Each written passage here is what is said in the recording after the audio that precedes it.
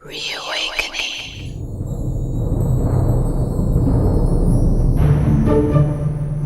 Welcome again to Reawakening, the Subconscious Mind podcast with dream interpreter and spiritual life coach Yvonne Ryba. I'm your host, Chris Mann, and this episode we look at dream-mares. Sort of half dreams, half nightmares. We've all had them. They're not a total fright fest that will put you in therapy for 5 or 10 years, but they're disturbing nonetheless. And as we move into Halloween, Yvonne has an interesting dream from a friend of mine who is going through quite a lot of changes in his life with family, with career, and he had a dream that has some imagery reminiscent of the movie Psycho, has some other pop culture references in it, and ends with a really upsetting realization. What does it all mean? We're going to check in with Yvonne and get her interpretations of the symbolism, the imagery, and really the deeper spiritual subconscious meaning of one of these dream mares.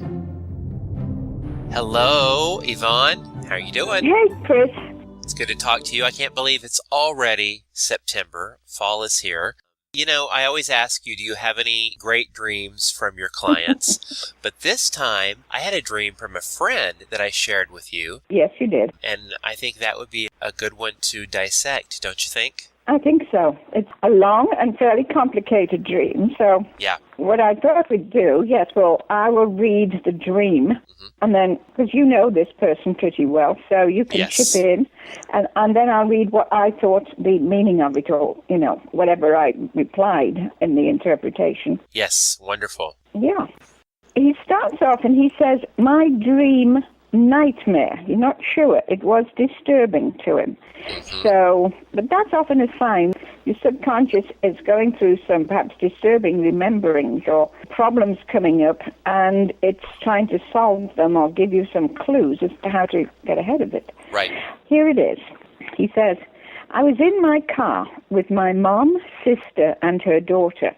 Apparently, we were staying at a motel, starting the car in the parking lot. I noticed that the front door to our room was left open. So I got out of the car to close the door and protect our home, as it were, belongings. When I approached the door, I had a sense that someone was or had been inside, perhaps hiding in the bathroom. It was eerie, maybe because it was dark out in an unknown area, although it felt a bit like Venice in California, where we used to live, where we had, in fact, had things stolen out of our garage. I locked the door and got back in the car. We were driving in some strange area, looking for a place to mail 2 cards to my sister's boys and her daughter's young boy. My mom had inserted 2 small plush Spiderman toys in the envelopes going to my nephew and my grandnephew. I said, we need to buy a Spiderman too for my other nephew so he doesn't feel left out. We found a mailbox next to a toy comic shop. How convenient. Yeah, well, that's how dreams are. They'll let you do that. Right. And I lived in Venice, too, and let me tell you, there's no such convenience in Southern California. So Yeah, right. Clearly, this was a dream. Yeah. I've been to Venice a few times when I lived in California, too, and I remember, not that kind of place. No. So he goes on, he says, we all went inside. Again, it's still late at night. And I asked the guy working there if he had another small plush Spider-Man. They were all sold out, he said. But he recommended another small item that I could send to my other nephew. And he reached into a secret drawer, almost like a jeweler pulling out a drawing with expensive diamonds, and pulled out a Hot Wheel toy in mint condition and encased in plexiglass. It was a cop car with the logo from the Simpsons, the cartoon series, on it. Recently, and he has this in parentheses, I've been thinking of the Simpsons cartoon spoof of the TV show Cops. So I guess this was a reference to that parody. Oh, yeah. How much was this toy, I asked. The shop owner mumbled either 50-something or 15-something. I thought he was trying to play down the price, making me think I would pay him $50 while thinking I was really paying $15. I insisted that he slow down and repeat the price clearly. It was 50-something. 5-0. He really wanted me to pay him, but I had to decline. I'd come in to spend maybe $2 on a Spider-Man toy and was not about to drop $50 for something else I was just going to throw into an envelope. No, thanks. My mom, sister, and I went back outside, but could not remember where we parked the car. So we walked all the way around the building in the dark. Very spooky. At one point, my sister, who is a little maladjusted, and he's got down here, she's bipolar, started to freak out. But I assured her we would be okay. We got back around the lit part of the parking lot and discovered that our car had been stolen. And my things in the back seat, including an old, clunky, outmoded computer, had been tossed out like trash in the rain. I was so upset. I felt violated and robbed, of course, and then I woke up.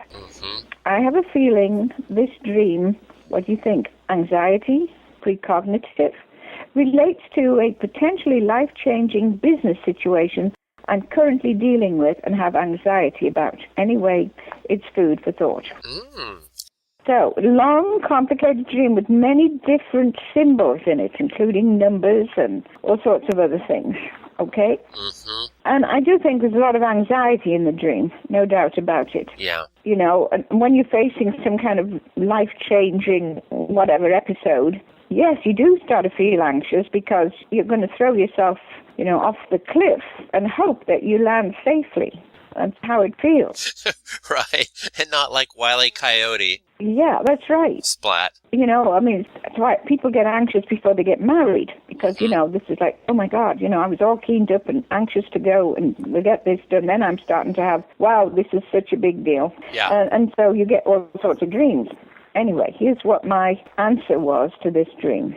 Great. So the beginning has a feeling of everything is temporary or transitory. The motel, the parking lot. These are places where we only stay for a short while.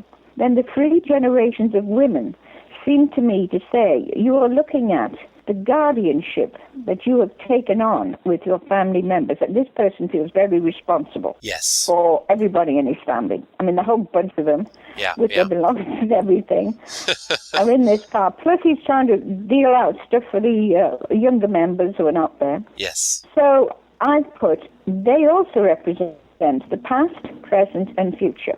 The atmosphere is one of insecurity and even fear. Who else is coming to get you? And I think here the image of your father is suggested. You will know better than I if this is correct.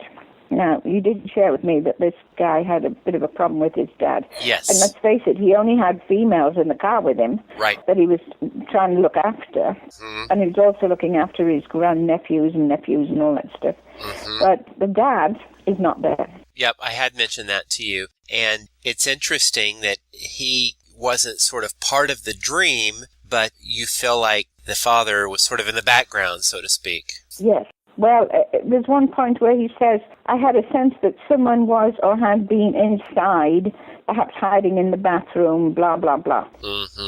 You know, who was it? Didn't feel like a woman, you know. It felt like some kind of character that threatened him, and that could be the father figure or could be the business situation. But I think there's more than just business here. This is a very emotional kind of a dream. Okay, so we went into the bathroom. I mentioned the bathroom. I've got a bathroom is a place where we become clean. But since you said it felt eerie, I know you are a film buff. This could be a psycho scene almost. Oh, I'm sure he loved that. Yeah. Well, you know, you pull on all sorts. If you're into films, your subconscious will go through and pull out stuff. And I mean, I think I've mentioned before, I used to have Clint Eastwood regularly show up in my dreams. You know, usually in his, like, hero role, okay, and also as the guy that sort of gave out orders that weren't very good, I mean, that you didn't want to do. Right. And it used to wake up and think, good grief, he's still showing up in my dreams. You know, what you're attached to, you'll use. Right. Anyway, let's get back. Who is the bogeyman? Again, I think you are going over the events of your life and looking at how your dad, and then in quotes, haunted you and your family. You are leaving this behind in your dream. The door was open. Somebody had been in there messing around with it. You felt like, let's get ourselves out of here. Okay, let's leave all that behind and get into the car, right? Yep. And then there was mailing these toys to the young male relatives was the next part of it. Now, the word male can also be a play on words. Male, masculine, and mail through the post office. Right, so M-A-L-E or M-A-I-L. That's right. And I have written here, and I think this means that you want to empower them, empower the nephews, the younger male members of the family. I'm telling this guy, right? This is me reading it out. Right. Spider-Man is a superhero that's still human, which is why you pick Spider-Man. Okay? You know, he wasn't Superman who comes from another planet. Right. Spider-Man, let's face it, had a terrible upbringing. I mean, poor kid, loses his parents. He's brought up in a sort of fantastic kind of world, you know, where he had to cope with a lot of stuff and deal with the death of his parents and so on. So here he is becoming a hero. So I think that the dreamer here, that's why they picked Spider-Man. He wants to empower the younger members of the family so that they don't have that problem. And Spider-Man, Peter Parker, bit by a radioactive spider, I think, and yes, he turns that into his strength. So that's kind of interesting too, you know? It is. You take what you are given and you make something wonderful out of it. Yes. So I had written back to the dreamer, you want to help them overcome the problems that you faced in your life. Substituting the Hot Wheels cop car is also a symbol of movement forward, although it's encased in plexiglass and so cannot move. Remember, all aspects of a dream are also part of the dreamer. You want to move, but there is a block preventing you. And this guy was not willing to pay $50. Right. So he is considering the cost of whatever this life-changing move is. And, I mean, it could be a lot of things. You know, like I said, it could be getting married, changing jobs, moving house, getting divorced. I mean, who knows? Now then, numbers. We have numbers coming up in the dream. So numbers are very important in dreams. Is it 50 or 15? Being deliberately obscure could be that you are thinking or considering what to choose or what to do. Is 50 an age by which you want to be in your new career, or is it 50 days or weeks? How did this feel to you? Because this is a thing. In a dream, you really know all the answers. I can't know what's in this dreamer's head or where they've been in their lives and so on. But you can take a stab at stuff. But really, in that kind of thing, he would know what he's thinking. I need to be making my move in this particular amount of time. And it could be, like you said, 50 days, 50 weeks, a year from now. Yeah, kind of a year, yeah. Or by age 50. Yeah. I know you said to the dreamer it was aggravating, so the decision is not made yet, and you are aggravated with yourself or circumstances around you. Which is it? Is it going to cost you more than you want to pay to change, or is it that you don't want all these others relying upon you? Now, this is where it's good to be able to talk to the dreamer and get into it, which I didn't do. I mean, I only got this on the email. Then we go on to the sister, okay? When your sister freaks out, it feels to me that you are also feeling overwhelmed, and you lose everything except the old computer. This is the old programming you do not want in your life. You are trying to see how to move forward with all the burdens you have around you. The dream is saying you will have to pay, and then in quotes, a high price, and you're not ready to do that yet. Now, this is not a bad dream. It is merely pointing out to you that you have to let go of old stuff and move on. Your mom and others are with you in the dream, but you have to look for more for yourself now. You're able to expand into new venues, new opportunities. And that is what you were trying to do in your dream till you got caught trying to look after everybody in your family. Remember, though, that all these people in the dream are facets of your problem and not necessarily the real relatives. Interesting. Yeah, because, you know, here we got mom, sister, what was the other one, daughter? The sister's daughter, the niece. Yes, that's right, his niece. So we had like the older woman, and then sort of like the guy's dreamer's age, and then this younger version. So it's past, present, and future. And I think that that might be part of it as well. Like, but I've got to look after everybody kind of feeling. Yes, yeah, he's been overwhelmed, that's for sure. So yeah, it's kind of interesting that the women, or the female element, is in the dream, but the male element is sort of away, or in the sense of the spookiness of the father is sort of looming in the background, or in the psycho. Mm-hmm. Yeah. But yeah, that's pretty fascinating. Yeah, so I think he must have had a really difficult time. Mm-hmm. Mm-hmm. I mean, all that at the beginning, the motel and the open door and the spookiness and all that kind of thing. Then not finding the car. Now, that's important. When your car disappears, that's the vehicle that gets you through life. Mm-hmm. Usually it refers to your body, but it's also your identity in a way. So it means, am I changing my identity? Now, I had a dream, and I think I've said this on one of our talks, that the car represented my mother. My car disappeared from the parking lot, and I got annoyed with my stepdaughter, who I'd asked to look after the car. And she said, I'm sorry, but they just came and took it away. Mm-hmm. And this was just a week before my mother died. Now, I'm not suggesting this guy's mom's going to die or anything, mm-hmm. but it's a sign of something disappearing out of his life mm-hmm. that at first makes him anxious, mm-hmm. but that he has to move on. He has to let the old stuff go. Yeah. So that he can make a move. Mm-hmm. And it's just saying that. It's just saying get rid of this old programming and stop feeling like I can't do anything. Mm-hmm. So, and that old programming can be old fears, old sort of ghosts from the past. That's right. All of that stuff. Yeah, that spooky feeling. Yeah. And it was in the bathrooms, which is where you cleanse yourself. Right. Yeah, but it's a scary place. But it is scary to have a cleanse like that. Mm-hmm. To cleanse mm-hmm. all the bogeyman, whatever it is, mm-hmm. negative stuff that you've got in your life, to get rid of it. To get rid of it. Interesting. Very complicated dream, and I know there's a lot more in there that we haven't got time to get into. But I know he was really impressed. He told me with your interpretation that you emailed back to him. Thank you. Yeah, and it gave him a lot to think about. And it's funny, oftentimes we talk about dreams that are just very short, 2 or 3 images, yes. but that can yes. be very profound. But then sometimes we have dreams that we remember step by step, even dialogue. So those clearly we have to pay attention to. I'm glad he jotted all this down before it left his memory, you know? Yeah. And I didn't know what the Simpsons thing, you know, he said that the cop car, the Simpsons logo or whatever, that's another thing that probably, why from the Simpsons? I mean, right. You know, it's a pretty dysfunctional family, the Simpsons. Yeah, right. There you go.